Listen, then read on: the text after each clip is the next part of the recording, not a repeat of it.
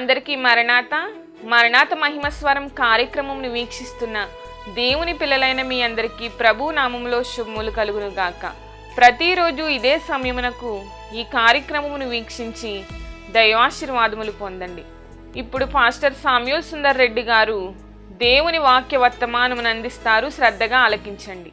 దేవునికి స్తోత్రం. అందరికీ మరణాత. దేవుడు మనకు అనుగ్రహించిన ఈ ప్రాముఖ్యమైన సమయంలో దేవుని వాక్యాన్ని ధ్యానించుకుందాం. ముందుగా దేవుని వాక్య భాగాన్ని చదువుకుందాము. ప్రకటన గ్రంథము 19వ అధ్యాయము 6-7 వచనాలు చదువుకుందాం. ప్రకటన గ్రంథం 19వ అధ్యాయము 6-7 వచనాలు.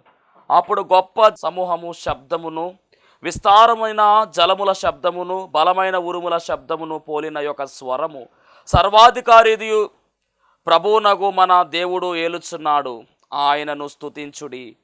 గొర్రెపిల్ల వివాహ మహోత్సవ సమయము వచ్చినది, ఆయన భార్య తన్ను తాను సిద్ధపరచుకొని ఉన్నది గనుక మనము సంతోషపడి ఉత్సహించి ఆయనను మహిమపరచదమని చెప్పగా వింటిని. దేవుడు తన పరిశుద్ధ వాక్యము దీవించి ఆశీర్వదించునుగాక. ఆమెన్. చిన్న ప్రార్థన చేసుకుందాము. మహాపరిశుద్ధుడా, మహాగణుడా, మహిమగల దేవాని ఘనమైన నామానికి వందనాలు, స్తోత్రాలు.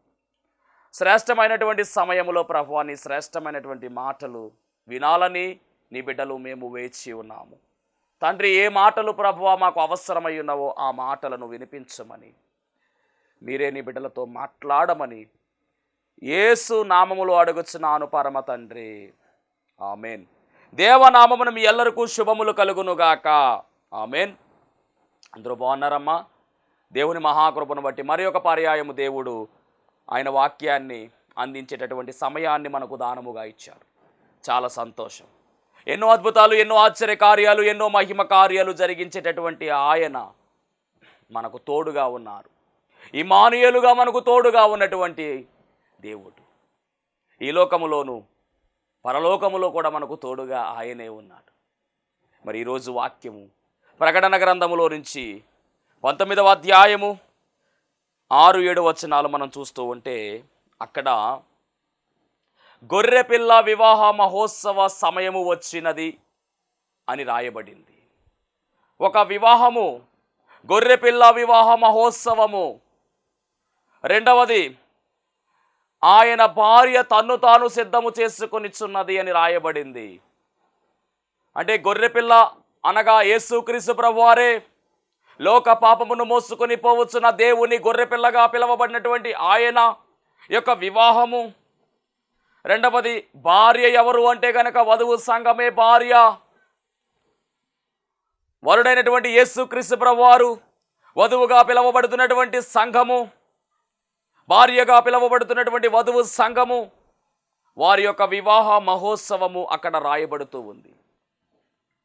ఈరోజు గమనించాలి, సంఘమే భార్య, వధువు సంఘమే భార్యగా కనబడుతూ ఉంది. ఈ సంఘము వధువు సంఘముగా మార్చబడి వధువుగా ఎత్తబడాలి. ఎత్తబడేటటువంటి గుంపులో మనమందరము ఉండాలి. దేవునికి స్తోత్రం. అంటే తన భార్య, ఆయన భార్య తన్ను తాను సిద్ధపరచుకొనుచున్నది అని రాయబడింది ఇక్కడ. ఆయన భార్య తన్ను తాను సిద్ధపరచుకొని ఉన్నది అంటే సిద్ధపాటు కలిగినటువంటి లక్షణము కలిగి ఉండాలి వధువు సంఘము. వధువు ఎలా ఉండాలి అంటే, పెండ్లి కుమార్తె ఎలా ఉండాలి అంటే సిద్ధపడి ఉండాలి. సిద్ధపడేటటువంటి దేవుడు ఆయన. సిద్ధపాటు కలిగినటువంటి దేవుని యొద్దకు మనము సిద్ధపడి రావాలి. సిద్ధపాటు లేకుండా ఎగిరి మేఘమెక్కాలి అంటే కుదరదు. సిద్ధపాటు లేకుండా పెండ్లి కుమార్తెగా వెళ్ళాలి అంటే కుదరదు. సిద్ధపాటు లేకుండా వధువుగా ఉండాలి అంటే కుదరదు. కాబట్టి సిద్ధపాటు చాలా ప్రాముఖ్యమైనది. ప్రతి పనికి కూడా సిద్ధపాటు ఉంటేనే ఆ పనిలో మనం విజయము సాధించగలము. ఏది సిద్ధపడకుండా, సిద్ధపాటు లేకుండా మనం ముందుకు వెళితే ఆ పని సాఫీగా సాగదు. టెన్షన్గానే ఉంటుంది. సరైనటువంటి పర్ఫార్మెన్స్ మనం ఇవ్వలేం. కాబట్టి నేను చెప్పే మాట ఏమిటంటే, ప్రతి దానికి కూడా సిద్ధపాటు అనేది చాలా ప్రాముఖ్యమైనది. మరి జరగబోతున్నటువంటి ఆ యొక్క వివాహ మహోత్సవానికి భారీగా పిలువబడుతున్నటువంటి మనము కూడా, పెండ్లి కుమార్తెగా పిలువబడుతున్న మనము కూడా సిద్ధపడాలని దేవుని వాక్యం సెలవిస్తుంది. ఇక్కడ గమనించాలి, ఈరోజు వధువు సంఘములో భార్యగా ఉన్నటువంటి, పెండ్లి కుమార్తెగా ఉన్నటువంటి సిద్ధపాటు, పెండ్లి కుమార్తె యొక్క సిద్ధపాటు గురించి కొన్ని విషయాలు, వరుడైనటువంటి యేసుక్రీస్తు ప్రభు వారితో వివాహము జరగవలసినటువంటి పెండ్లి కుమార్తెకు ఉండవలసినటువంటి లక్షణాలు కొన్ని ధ్యానిద్దాం. మన ధ్యానాంశము పెండ్లి కుమార్తె యొక్క సిద్ధపాటు. పెండ్లి కుమార్తెగా సిద్ధపడినటువంటి రాహేలు యొక్క జీవితములో నుంచే కొన్ని విషయాలు ఈరోజు మనం నేర్చుకోబోతూ ఉన్నాం. పరిశుద్ధ గ్రంథములో రాహేలు యొక్క స్థాయి చాలా గొప్పదండి. ఎందుకు ఈ మాట చెబుతున్నానంటే, యాకోబు ప్రేమించి రాహేలును వివాహము చేసుకున్నాడు. యాకోబు ప్రేమ నిజముగా ఉన్నటువంటి ప్రేమ. రాహేలు అంటే చాలా ఇష్టము యాకోబుకి.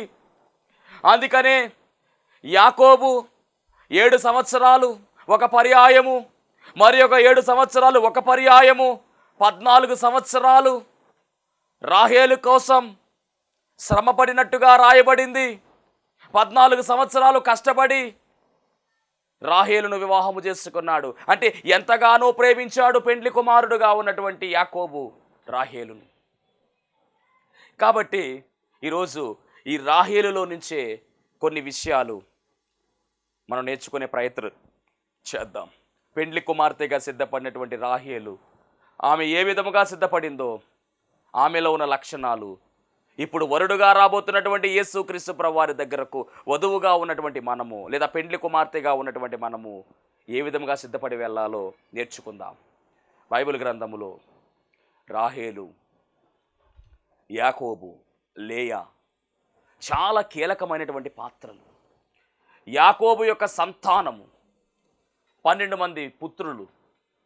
సంతానము బహు హెచ్చింపు రావడానికి, జనాంగము ఏర్పడడానికి, గోత్రాలు ఏర్పడడానికి, గోత్రకర్తలు రావడానికి మూల పురుషుడు యాకోబు. ఇశ్రాయేలు జనాంగానికి మూల పురుషుడుగా కనబడుతున్నాడు యాకోబు.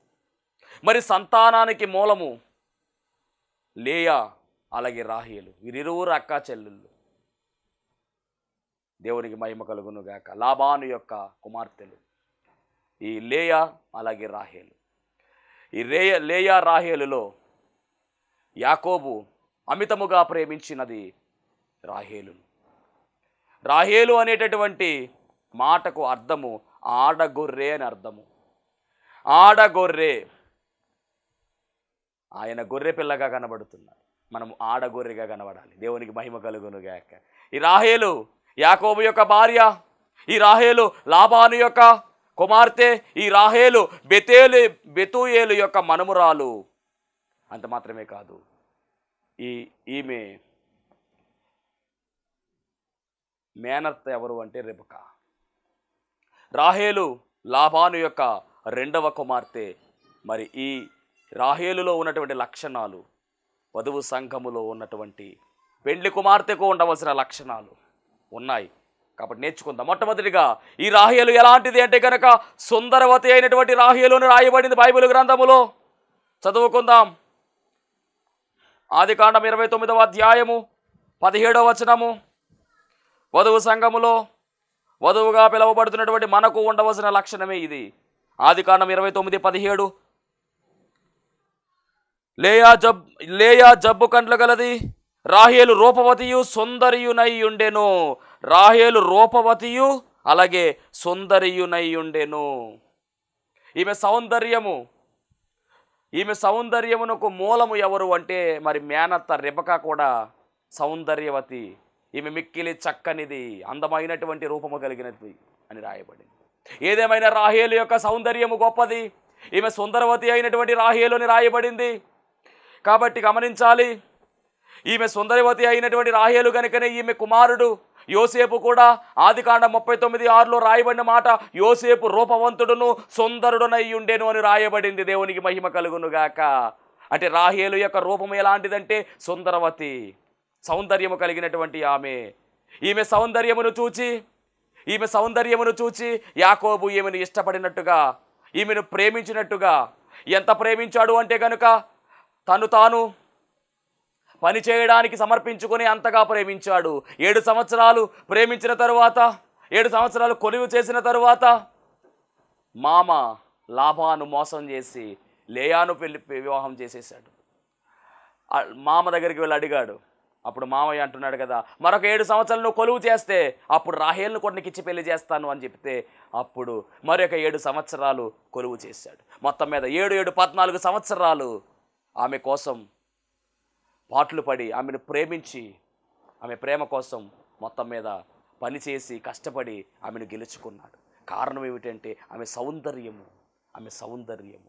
ఈమె సౌందర్యమును మనం చూసినట్లయితే గమనించాలి.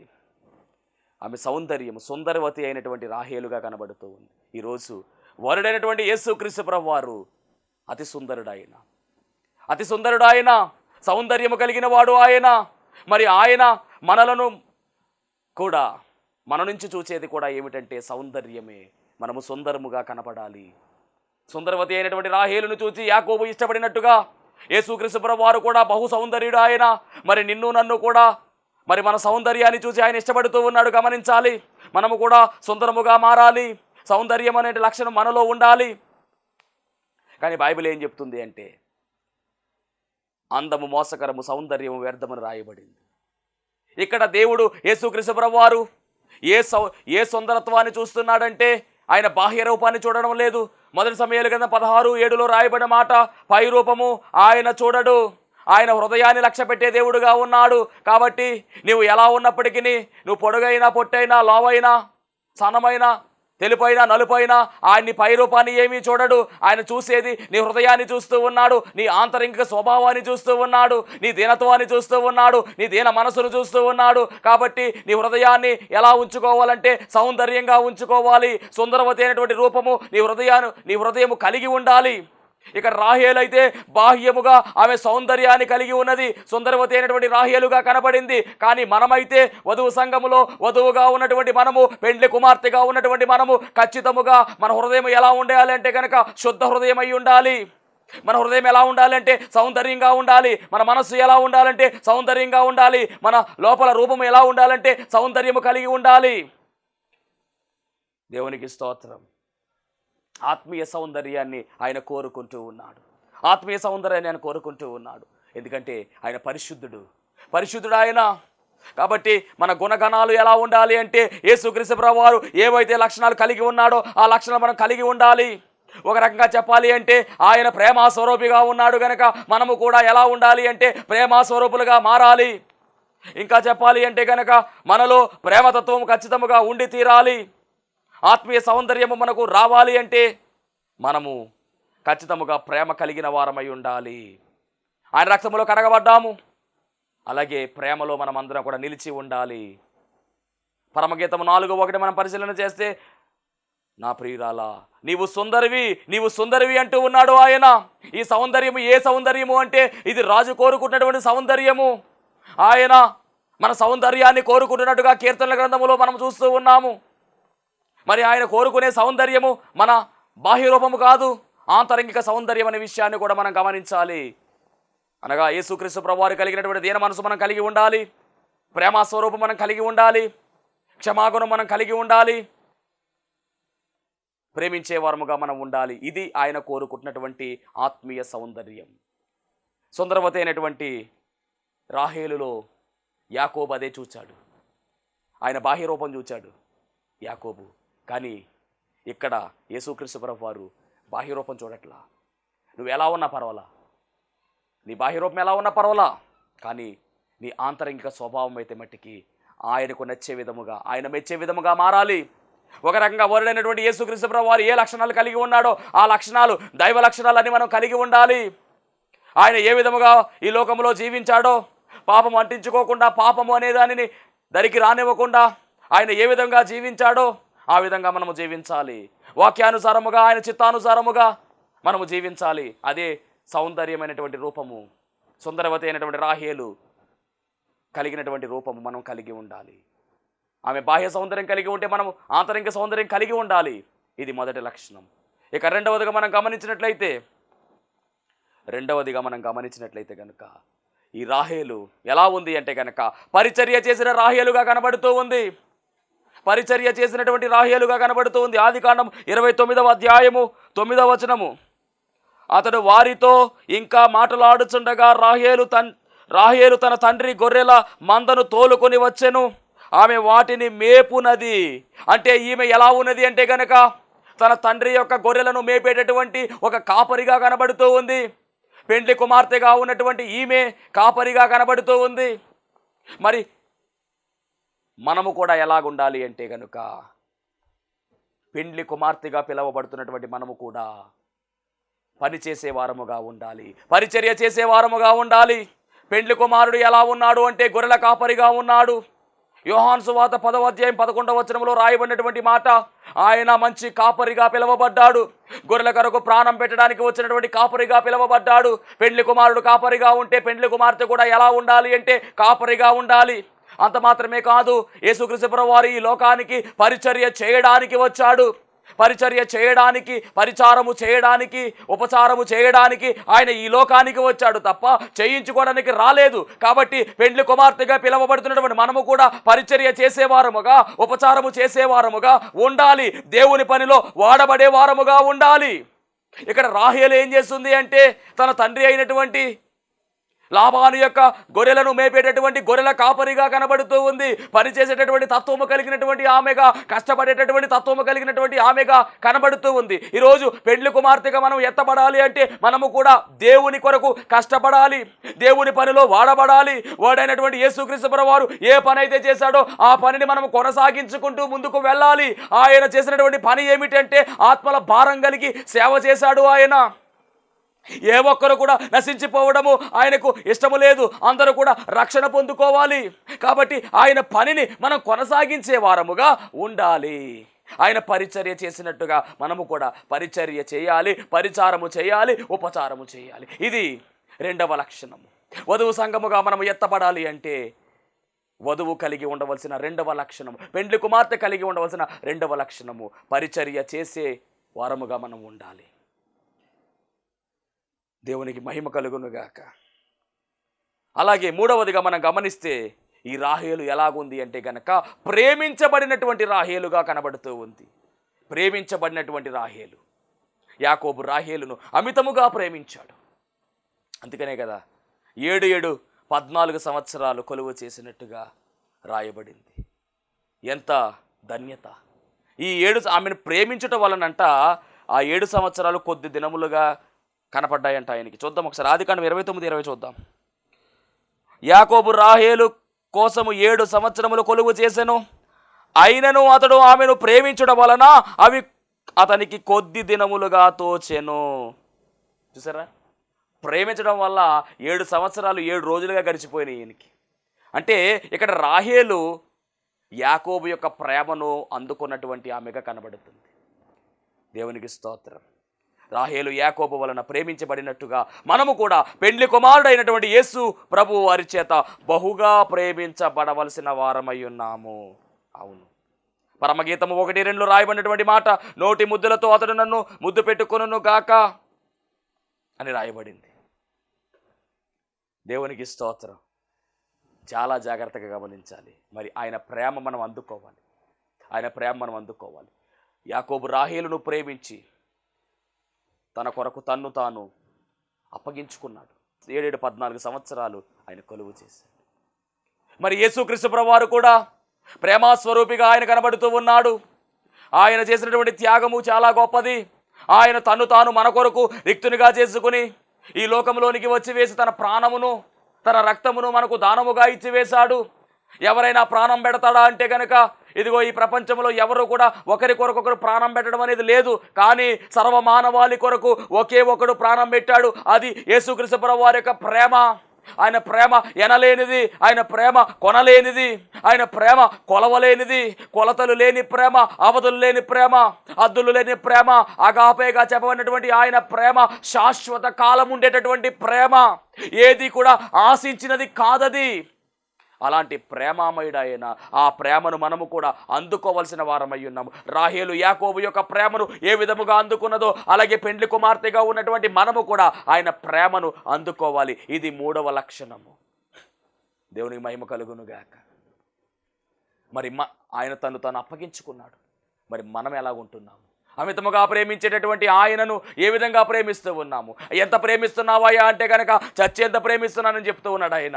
అవును, మన కోసం ప్రాణం పెట్టేశాడు. మరి ఎంత ప్రేమిస్తున్నావయ్యా అంటే కనుక నిన్ను విడవని నీ ఎడబాయను, నీ కోసం ప్రాణం పెడతాను అన్నాడు. పెట్టేశాడు ప్రాణం. అంతలా ప్రేమిస్తున్నాడు. అమర ప్రేమికుడు ఆయన. మరి నీవెలా ప్రేమిస్తున్నావు? ఒక మాటలో చెప్పాలంటే మనం ఇంకా నువ్వు పాపులుగా ఉండగానే మన కొరకు ఆయన చనిపోయాడు. మనం ఇంకా నువ్వు పాపులుగా ఉండగానే, మనం ఇంకా నువ్వు ఆయన ప్రేమించకముందే మనం ప్రేమించినటువంటి ప్రేమామయుడు ఆయన. ఎంతో ప్రేమించినటువంటి గొప్ప దేవుడు ఆయన. అంటే రాహేలు ఏ విధముగా అయితే ఆయన ప్రేమను అందుకుందో, యాకోబు ప్రేమను, అలాగే వాడైనటువంటి యేసుక్రీస్తు ప్రభువు వారి యొక్క ప్రేమను వధువు అయినటువంటి మనము కూడా అందుకోవాలి. అందుకుంటున్నాము. ఆ అంతస్తులో మనం ఉండాలి. ఇది మూడవది. ఇక నాలుగవదిగా మనం గమనించినట్లయితే ఈ రాహేలు ఎలాంటిది అంటే కనుక ప్రార్థించినటువంటి రాహేలుగా కనబడుతూ ఉంది. ఆదికాండం 30:22 రాయబడినటువంటి మాట. ఆదికాండం 30:22 రాయబడిన మాట. దేవుడు రాహేలును జ్ఞాపకము చేసుకుని ఆమె మనవి విని ఆమె గర్భము తెరచెను. ఈమె ప్రార్థన దేనికి అంటే కనుక తల్లిగా మార్చబడడానికి, సంతానము కొరకు ప్రార్థన చేసినటువంటి గొప్ప ప్రార్థనాపరురాలు ఈమె. ఈరోజు మరి మనము కూడా పెండ్లి కుమార్తెగా పిలువబడుతున్నటువంటి మనము కూడా ఖచ్చితంగా ప్రార్థన చేయాలి. ఎందుకు అంటే కనుక పెండ్లి కుమారుడైనటువంటి యేసుక్రీస్తు ప్రభువు వారు గొప్ప ప్రార్థనాపరుడు ఆయన. కాబట్టి మనము కూడా ప్రార్థనలో ఎడతెగక ప్రార్థన చేయాలి, విసుగగా ప్రార్థన చేయాలి, ఆసక్తితో ప్రార్థన చేయాలి, అత్యాసక్తితో ప్రార్థన చేయాలి, కన్నీటితో ప్రార్థన చేయాలి, ఉపవాస ప్రార్థన చేయాలి. ఖచ్చితంగా ప్రార్థనలో బలంగా మనం ఉండాలి. వధువు సంఘం అంతస్తులో మనం ఉండాలి అంటే, పెండ్లి కుమార్తెగా మనం పిలవబడాలి అంటే, పెండ్లి కుమార్తెగా ఎత్తబడాలి అంటే ఖచ్చితముగా ప్రార్థనా పరురాలుగా మనం మారిపోవాలి. రాహేలు ప్రార్థనా పరురాలుగా కనబడుతూ ఉంది. మనము కూడా ప్రార్థన చేయాలి. పిల్లల కోసం ప్రార్థన చేసింది. మనం ఎవరి కోసం ప్రార్థన చేయాలంటే నూతన జనాంగం కోసం మనం ప్రార్థన చేయాలి. నశించిపోతున్నటువంటి వారి కొరకు మనం ప్రార్థన చేయాలి. వారిని మనం ప్రార్థన చేసి రక్షణలోనికి నడిపించాలి. ఇది మన ధ్యేయమై ఉన్నది. ఇక ఐదవదిగా గమనించాలి, ప్రవచించిన రాహేలుగా కనబడుతూ ఉంది. అనగా ఒక ప్రవక్తగా కనబడుతూ ఉంది. ఈమె ప్రవక్తగా కనబడుతూ ఉంది. మరి మనము కూడా ఎలా ఉండాలి అంటే, యేసుక్రీస్తు ప్రభువు వారు ప్రవక్తగా కనబడుతున్నాడు. మనం కూడా ప్రవక్తులుగా మారిపోవాలి. ఇక ఆరవ లక్షణం ఏమిటంటే, ఈమె ప్రయాణమైనటువంటి రాహేలుగా కనబడుతూ ఉంది. ఎక్కడి నుంచి ఎక్కడ ప్రయాణమైంది అంటే, రాహేలు పద్దనరాము నుండి బెత్లెహేము ఎఫ్రాతానుకు ప్రయాణమైనట్టుగా కనబడుతుంది. అవును, మనము కూడా పెండ్లి కుమార్తెగా పిలువబడుతున్న మనము కూడా పద్దనరాము అనేటటువంటి ఈ లోకము నుంచి బెత్లెహేము అనేటటువంటి పరలోకానికి మనం కూడా ప్రయాణం అవ్వాలి. ఎందుకంటే మనం యాత్రికులమై ఉన్నాము, యాత్ర జీవితంలో ఉన్నాము. పరలోకం అనేటటువంటి బెత్లెహేముకు మనము కూడా ప్రయాణం అవ్వాలి. ప్రయాణమయ్యే లక్షణం మనలో ఉండాలి. ఈ ప్రయాణములో ఎన్నో ఒడిదుడుకులుంటాయి, ఎన్నో కష్టాలుంటాయి, ఎన్నో బాధలుంటాయి, ఎన్నో బలహీనతలుంటాయి. ఎన్ని ఉన్నప్పటికీ ఈ ప్రయాణము రాజ్యానికి వెళ్ళే ప్రయాణము కనుక ఒడిదుడుకులు వచ్చినప్పటికీ, ఏమొచ్చినప్పటికీ మనము నమ్ముకున్నటువంటి యేసుక్రీస్తు ప్రభువుని విడిచిపెట్టకుండా, మన విశ్వాసము ఎక్కడా కూడా చెదిరిపోకుండా, మన నమ్మకము ఎక్కడా కూడా అపనమ్మకంగా మారకుండా, విశ్వాసముతో స్థిరులుగా మారిపోయి మనం ప్రయాణం చేయవలసిన వారమై ఉన్నాము. గమనించండి, ఈ రాహేలు ప్రయాణం చేసింది. ఆరవది ప్రయాణమైనటువంటి రాహేలు. ఏడవది ప్రసిద్ధికి ఎక్కినటువంటి రాహేలుగా కనబడుతూ ఉంది. ఋతు గ్రంథంలో మనం చూసామంటే కనుక 4:11 రాహేలు ఇశ్రాయేలీయుల వంశమును వర్ధిల్ల చేసినదిగా ప్రసిద్ధికి ఎక్కెను. అంటే రాహేలు ఇశ్రాయేలు వంశానికి మరి వంశాన్ని వర్ధిల్ల చేసినటువంటి ప్రఖ్యాతిగాంచినటువంటి గొప్ప స్థాయి ఆమెకు ఉంది. కాబట్టి రూతును మరి ఆమెతో పోలుస్తూ ఉన్నారు. మరి మనము కూడా అట్టి స్థాయిలోనికి వెళ్ళాలి. ఎందుకంటే వధువు అంటే తక్కువ అంతస్తు కాదండి. వరుడైనటువంటి యేసుక్రీస్తు ప్రభువు వారు పక్కన ఉండే గొప్ప భాగ్యం అది. ఈ భాగ్యాన్ని మనం కలిగి ముందుకు సాగాలి. అంత మాత్రమే కాదండి, ఈమె కన్నటువంటి మరి యోసేపు పెద్ద కుమారుడు ఐగుప్తు దేశానికి చక్రవర్తిగా మార్చబడ్డాడు. ప్రసిద్ధికి ఎక్కినటువంటి రాహేలు తన కుమారుడు కూడా ప్రసిద్ధికి ఎక్కాడు. అలాగే మనం కూడా యేసుక్రీస్తు ప్రభువు వారి ద్వారా ప్రసిద్ధికి ఎక్కవలసిన వారమై ఉన్నాము. వరుడంటే వరుడే, వధువు అంటే వధువే. ఎక్కడా కూడా వధువు ఎలా ఉండాలంటే వరుడికి తీసిపోకూడదు. వరుడు ఏ విధముగా అయితే ఉన్నాడో, ఆయన సుందరుడుగా ఉన్నట్టుగా మనము కూడా సుందరముగానే ఉండాలి. ఆయన ప్రేమించేవాడుగా ఉన్నట్టుగా మనం కూడా ప్రేమించేవారముగానే ఉండాలి. ఆయన పరిచర్య చేసిన వారుగా ఉన్న మనం కూడా పరిచర్య చేసేవారముగా ఉండాలి. ఆయన ప్రార్థించేవాడుగా ఉంటే మనం కూడా ప్రార్థించేవారముగా ఉండాలి. ఆయన ప్రవచించేవాడు కూడా మనం కూడా ప్రవచించాలి. అలాగే ఆయన ప్రయాణము చేశాడు, మనం కూడా ప్రయాణము చేయాలి. ప్రసిద్ధికి ఎక్కినటువంటి వారుగా ఆయన ఉన్నారు, మనం కూడా ప్రసిద్ధికి ఎక్కాలి. అంటే ఇక్కడ గమనించాలి, రాహేలు జీవితం అలాగే రాహేలు జీవితంలో దాగి ఉన్నటువంటి యేసుక్రీస్తు ప్రభు వారి యొక్క గొప్పతనం, అలాగే ఆ రాహేలు జీవితము ద్వారా వధువు అయినటువంటి వధువు సంఘము యొక్క లేదా వధువుగా ఉన్నటువంటి పెండ్లి కుమార్తె యొక్క స్థాయిని ఈరోజు మనం మాట్లాడుకున్నాం. ఈ 7 లక్షణాలు కూడా జాగ్రత్తగా మనం మన జీవితంలో అన్వయించుకుని 7 లక్షణాలు మనం కలిగి ముందుకు వెళ్ళినట్లయితే ఖచ్చితంగా ఎత్తబడేటటువంటి మరి అంతస్తు అనగా వధువు యొక్క అంతస్తులోనికి మనం అందరం చేర్చబడతాం. అట్టి ధన్యత దేవుడు మనందరికీ అనుగ్రహించును గాక. ఆమేన్. మహోన్నతుడా నీకు వందనాలు, స్తోత్రాలు ప్రభువా. ఈ ప్రాముఖ్యమైన సమయంలో తండ్రి, ఇదిగో రాహేలులో నుంచి ప్రభువా దాచిపెట్టినటువంటి అంతస్తు, రాహేలు ఏ విధముగా అయితే సిద్ధపడిందో అటు రీతిగా మేము కూడా సిద్ధపడేటటువంటి గొప్ప స్థాయి అందరికీ దయచేయండి. వాడైనటువంటి నిన్ను ఎదుర్కోవడానికి వధువుగా తండ్రి నాయన మేమందరం కూడా సిద్ధపడే మనస్సు దయచేసి నడిపించమని, నీ బిడ్డలకు ఉన్నటువంటి ప్రభావ ఇబ్బందులు, ఇరుకులు నాయన, కష్టాలు, నష్టాలు, బాధలు, బలహీనతలు అన్నీ తొలగించండి. శ్రమలో ఉన్నారు ప్రభావ, శ్రమ నుంచి తప్పించమని, సమాధానం దయచేసి, శాంతి దయచేసి, కృప చూపించమని పెండ్లి కుమారుడుగా త్వరగా రానయ్యున్న యేసుక్రీస్తు వారి నామంలో అడిగి వేడుకొనుచున్నాం పరమ తండ్రి. ఆమేన్. అందరికీ మరణాత. దేవునికి స్తోత్రం. అందరికీ వందన మరణాత తెలియజేస్తున్నాను. మరణాత మహిమస్వరం అనే ఆధ్యాత్మిక కార్యక్రమాన్ని వీక్షిస్తున్న మీ అందరికీ కూడా మరొక పర్యాయము ప్రభు పేర వందన మరణాత తెలియజేస్తూ ఉన్నాను. మరి ఈ కార్యక్రమము ఎంతో ఆశీర్వాదంగా ఉందని, ఈ కార్యక్రమం ద్వారా ఎన్నో మేలు పొందుకున్నామని మరి మీరు అందరూ కూడా ఫోన్ కాల్ చేస్తూ ఉన్నారు. చాలా సంతోషము. ఎన్నో అద్భుత ఆశ్చర్యకార్యాలు దేవాదేవుడు ఈ కార్యక్రమం ద్వారా జరిగిస్తూ ఉన్నారు. దేవుని నామమునికి మహిమ కలుగునుగాక. మరి మీరు చూస్తున్నటువంటి ఈ యొక్క షెడ్ గురించి గతంలో మీకు చెప్పడం జరిగింది. యజమానుడు మరి దీన్ని బేరం పెట్టారని చెప్పేసి, దీన్ని తీసుకుంటే ఇక్కడ ఆరాధన జరుగుతుంది, లేకపోతే మనం బయటికి వెళ్ళాలనేటువంటి పరిస్థితిని మీకు చెప్పినందుకు చాలామంది మరి సహకరించారు. కొంతమంది మరి అమౌంట్ పంపించడం జరిగింది, అలాగే ప్రార్థన చేయడం జరిగింది. దేవుని మహాకృపను బట్టి పంపించినటువంటి కొంత అమౌంట్ మరి యజమానుడికి కట్టడం జరిగింది. ఇంకా చాలా అమౌంట్ మనము వారికి ఇవ్వాల్సి ఉంది. కనుక మరి ఈ కార్యక్రమాన్ని వీక్షిస్తున్నటువంటి మీకు ఎవరికైనా కనుక ప్రేరేపణ కలిగినట్లయితే కనుక మరి మీ వంతు సహకారాన్ని అందించండి. ఈ దేన సేవకునికి మీ యొక్క సహకారం అందించి ఈ సేవను మరి ముందుకు వెళ్ళేలాగా సహకరించవలసిందిగా ప్రభు పేరు తెలియజేస్తూ ఉన్నాను. మీకు ఎవరికైనా కనుక మరి ప్రేరేపణ కలిగినట్లయితే కనుక స్క్రీన్ మీద కనపడుతున్నటువంటి ఆ నెంబర్కి ఫోన్పే చేయండి, లేదా ఫోన్ చేసినట్లయితే కనుక నేనే స్వయంగా మాట్లాడతాను. మీ సహకారాన్ని అందించండి. ప్రభు పనిలో మీరు కూడా పాలి భాగస్తులు కావాల్సిందిగా ప్రభు పేరు తెలియజేస్తున్నాను. అందరికీ మరణాత.